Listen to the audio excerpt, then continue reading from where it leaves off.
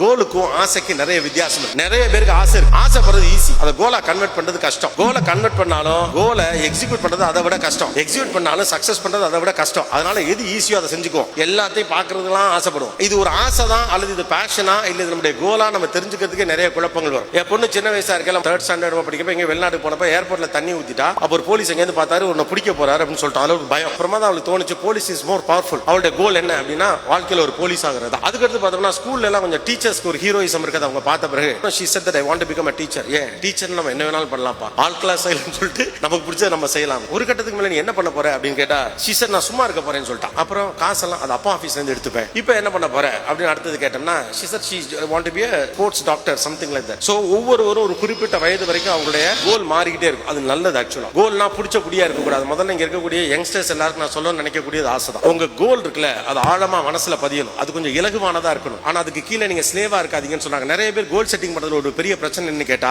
அது ஃபீஸிபிளா, பாசிபிலிட்டிஸ் இருக்கா, நம்முடைய நேச்சுரல் ஸ்ட்ரெங்த்தோட அது கனெக்டடா, அதை எந்த அளவுக்கு செயல்படுத்த முடியும், அதற்கான தோது நமக்கு இருக்கா, அது குறித்த ஞானம் நமக்கு இருக்கா, அதை உருவாக்குறதுக்கான சூழ்நிலைகள் நம்மளால முடியுமானே, ஈகோ இல்லாம நம்ம டெஸ்ட் பண்ணிக்கிட்டு ஒரு கோலை செட் பண்றப்ப அதை எக்ஸிக்யூட் பண்றதுக்கான பாசிபிலிட்டிஸ் இருக்கு. ஆனா if the goal is influenced அப்படின்னு வச்சுக்கலாம் you will fail. if this goal is understandable you will grow. இதுதான் வித்தியாசம்.